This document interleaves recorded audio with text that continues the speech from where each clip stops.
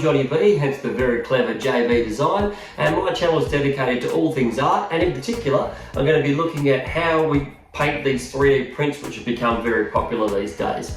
Now, one of the first things I'll let you know about myself is that I was born in the 70s and I'm a child of the 80s, growing up in the 80s, and I love all things movies, music, comic books, video games, the whole lot. When Star Wars was actually making cool films, and you had all the cool bands out there as well. So when I get a chance to paint some of these things, I get really, really excited, and I really try to put everything that I can in there and try to make it look like it's jumping straight from the page of the comic book. Now, I have to give a shout out to some of the guys. When I look at doing some of these things, I like to go and do a lot of research, watch a lot of videos, and there's some really great content creators out there. So to the awesome Ground Affected, Brent, you crack me up all the time. You make me laugh, and your videos are fantastic. Get such good results, and that's definitely something that inspires me. Also Leona from Leona's Workshop. I love the way you're so professional about everything that you do, and you know, you've also highlighted a few things that I have issues with, and just the way that you're pedantic in a really good way in the art sense. Yeah, I love the way you go about your stuff as well. Also the Creative Collector and also Greedy 3D, you guys have put some fantastic content, look like terrific guys, and I think all of you really have inspired me to even start creating this channel, hopefully putting some stuff out there myself that hopefully can help people and be part of the community. So where we're going to go today is that I have to put it out there now, I'm the biggest J. Scott Campbell fan out there. I've been there from early Gen 13, Danger Girl, Wildsiders, the whole lot. And this little print from CO3D Studios, when I saw this, I just had to make sure I had it, because this is my favourite comic book cover of all time. This is the Amazing Spider-Man 601. Fair bit of controversy with this one here at times, but I don't get into that sort of thing. This is my favourite comic book cover of all time. So when I saw this print, I had to try to do it and try to do it some justice. So what I'm going to do is take you through the steps that allow me to get there. I've got to say, I'm probably not the greatest videographer at the moment. This is still fairly new to me, so I didn't get some great footage. You won't see a lot of footage of me actually painting, but I did take it after I'd done certain steps, and we'll try to take you through those steps. But I did get a few things wrong, and it's a learning experience, so I'm along for the ride. So guys, stick with me. Hopefully we'll get through this. Hopefully you'll get some good tips, and come with me. We're going to look at Mary Jane from the Amazing Spider-Man 601.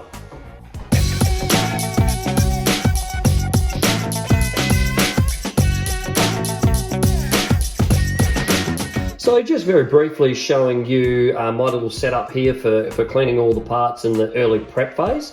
What I've got is all the parts just soaking in a very, very basic little bath of detergent and water. I'm going to make sure they're all soaked in there and give them a really good scrub. I'm then going to go again with some isopropyl alcohol and a toothbrush and just make sure all the parts are super, super clean.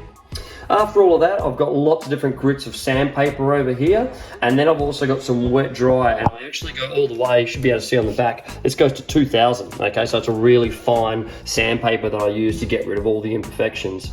After I've got that, I'm going to make sure that I piece the model together, and I'm going to go through and see what areas need to be puttied, and I've got a bunch of different styles. I like different types of putty, so I've got some Tamiya putty here, also some Milli putt, and also some Plastibond, which I find really good and really hard as well. But I'm going to have a look. I find them all work for different areas and different needs depending on the type of seams or gaps you have to fill. So I'll go through and have a look which one I'll use there.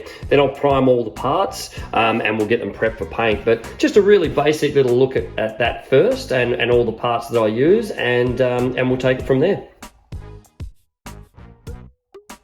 So MJ's had her bath in soapy water, just a detergent, and then I've let that dry. Then I've gone over it again with some alcohol, and I've let that dry and wipe that all off. And as you can see, I've just got a few of the parts laying out. Now, what I've done is just some test fitting. Some of these parts I've had to test fit because I was a little bit concerned that some bits wouldn't slot into others, and there was a bit of an order that you had to put that in. But I think I've actually solved that problem, and it's I can sort of go with the lower half and the upper half. So I've just pieced those together just for some test fitting. I have actually stuck the base together, and then I'm gonna have to sand everything. I'll do all the sanding, all the filling, and then I'll look at a prime, and I'm probably again gonna go with the upper and lower half. So it's quite good that there won't be too many pieces in this one here. The other thing we can see in the video is that she has the Spider-Man logo on her chest, and what I've also done there is on my Cricut Air, I've actually sized that up and made a little stencil of the Spider-Man logo. So when I get down to the painting, hopefully we can put a really clean logo on her chest. But in the meantime, that's just some pretty basic stuff where I'm piecing it out together and just test fitting. And then once I get all the sanding and prime ready, we'll be getting ready for the paint job. So come with me, see what we can do.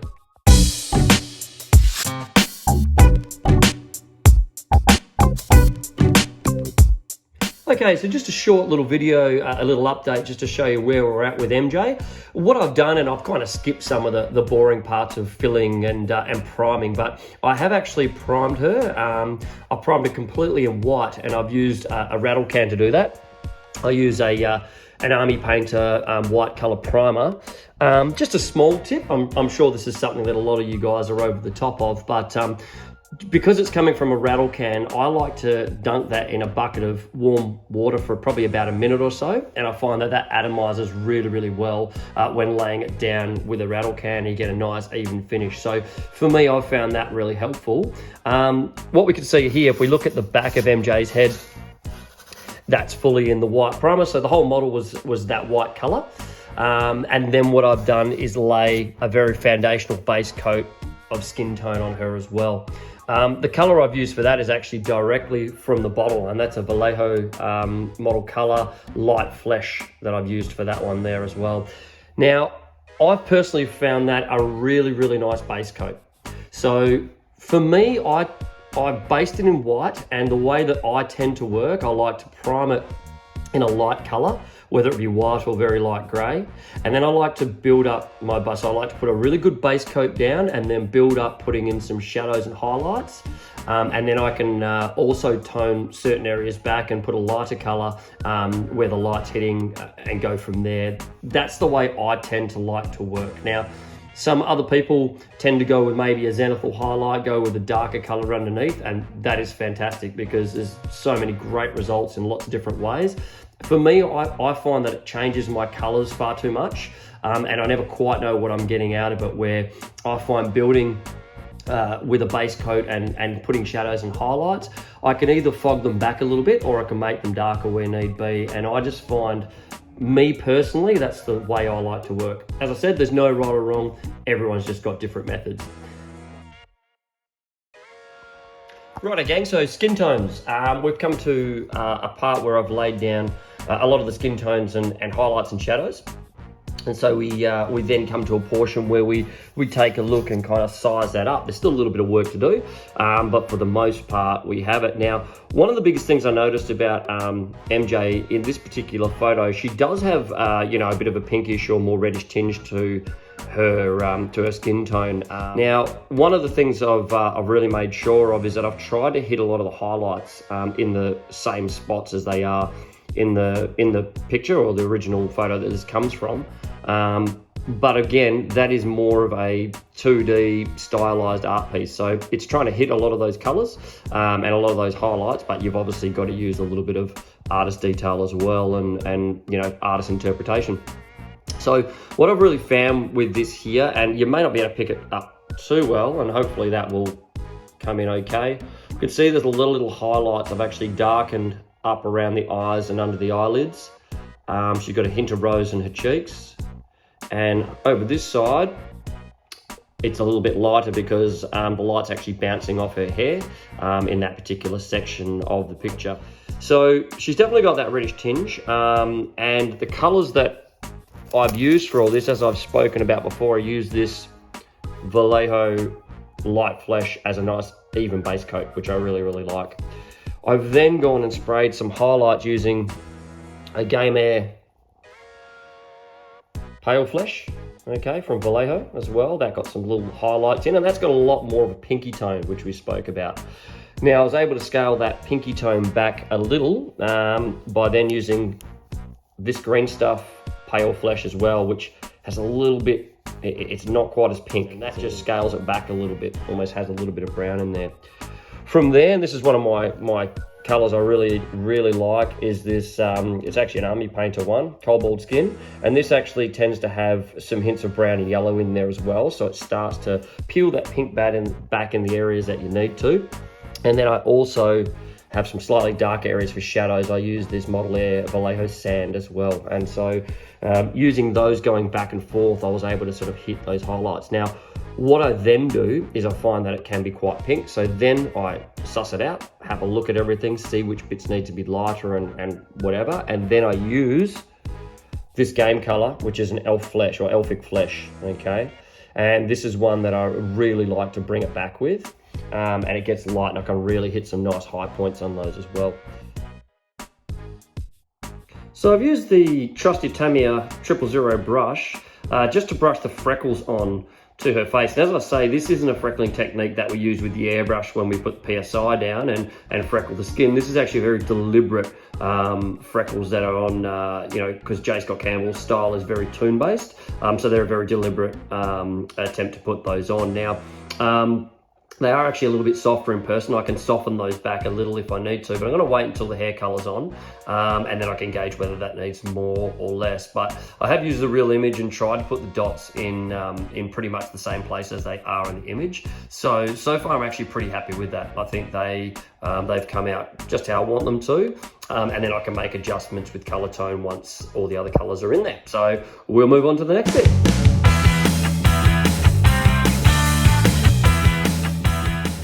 So we've done MJ's hair now, and I'm really happy with it. It's got that real fiery red that I'm after. A lot of people go very orange with her hair, but in a lot of the comics and a lot of the stylized stuff, it is quite red at the tips and quite got lots of shades of brown in there as well. So very happy with how her hair's come out in this particular example.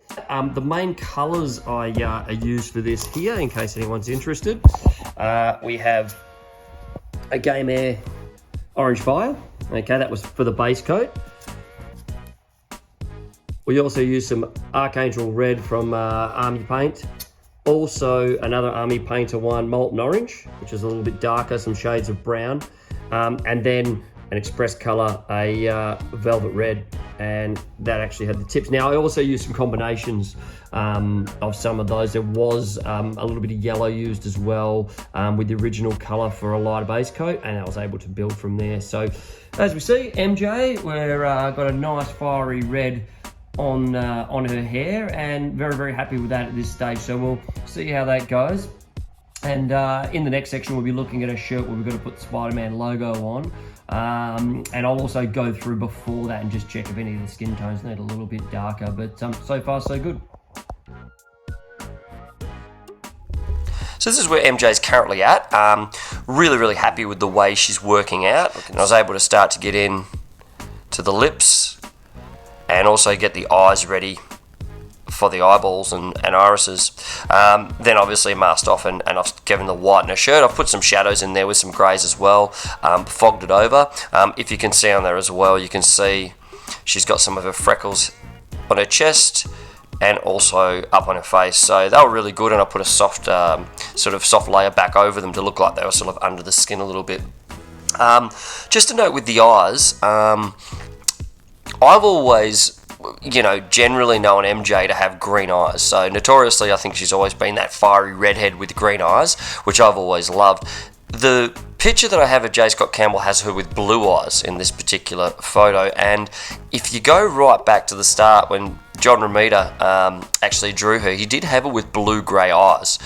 So then it comes down to what's going to look best. Now, I'm actually going to go with the green eyes, mainly because I just love the colour scheme of that fiery red hair and the green eyes, and I just love the way it looks, and I've always kind of figured MJ to have that. So I'm going to go a bit of artist interpretation there, but we'll get to that next, and we're also going to have a look at the Spider-Man logo on her chest, and I'm going to use some little stencils that I've made in my Cricut Air.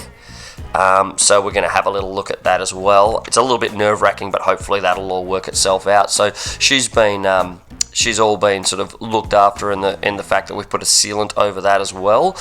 Give that plenty of time to dry, and then we'll work the logo on the chest, and hopefully we'll have some pretty good updates for you on the next one.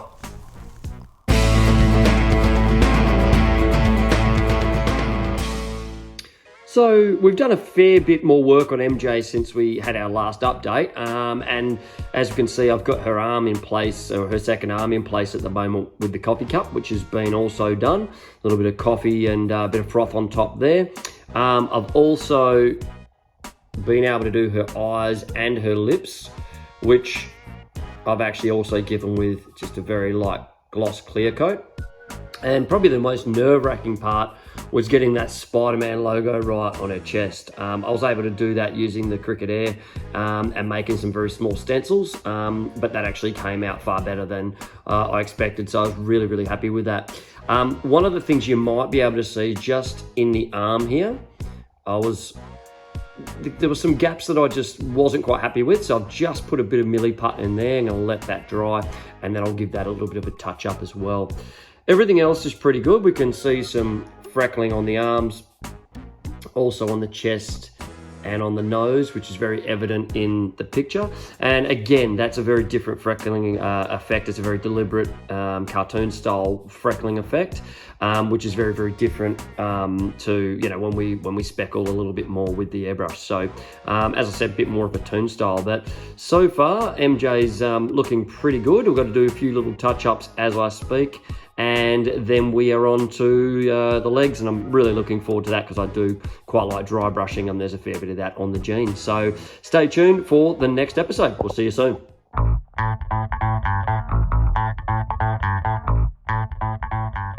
Okay gang, we're now starting to near completion of MJ with pretty much all the major paintwork done on her. There might be some small little touch-ups that I have to do around here, and I'm a bit of a stickler for those details, so I'll make sure that I hit some of those highlights. But for the most part, we can see that she's pretty high detailed. She's got all the sort of shadows in the right areas.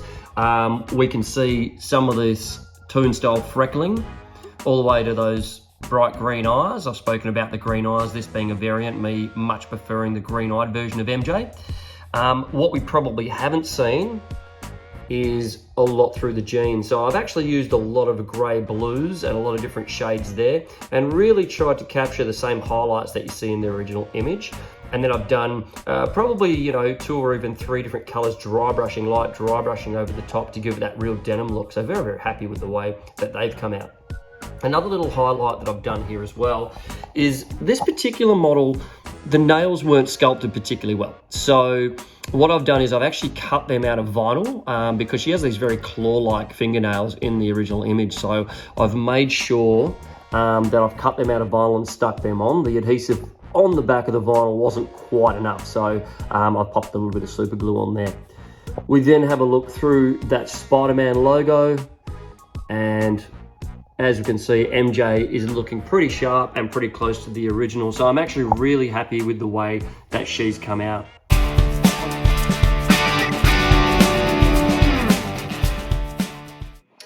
So I definitely said I'm going to talk a little bit about the base because I've changed the base significantly, actually. So I'm a bit of a stickler for detail, so I do like the bases to kind of look like the source material as much as they can, or at least have a bit of a section of that. And this is the base that came with the model, and obviously you can see that she sits in there and she props in there, and it's quite nice. It's kind of like a little pillow, but it sort of looks a bit like a dog's bed. And I had a color scheme ready for it, and I was sort of going to go with that, but you know, I sort of thought, oh, there's probably other ways that I could go about getting a more accurate detail. So if we look at the original image, we can see she's sitting on a sort of purpley, grey purpley type couch. So I sort of thought, well, what's a good simple base that I can do? So what I've actually done is I made a little balsa wood frame, and I've made an actual pillow out of it. So basically a couch pillow out of that. What I've done, I've gone and got some sort of upholstery fabric and made that with some upholstery fabric, so it actually has more of a realistic look about it. And on here, these were a few samples that I tried. You can see it was more of a grey colour to start with, and I tried a few samples of purples to use before I was really happy with the colour. I've also made the little fluffy pillow, which I had out of some scrap. Funnily enough, had it in some scraps and had the exact colour and fluffy pillow. So I've made that to go behind her. And then we've also done a little wood base. Okay, so a nice wood base that she just sits on. Underneath that, I've just got a little square of felt, and you can just buy that in rolls. You'll see that just in rolls at the local hardware store. So that's how that's come along. Now, as I said, because I'm a bit of a stickler for details, I've also come and made off my cricket. I've cut out some vinyl and made a nice little nameplate for that, just so it looks nice and professional when it's all put together. So I'm going to put that together and see what she looks like.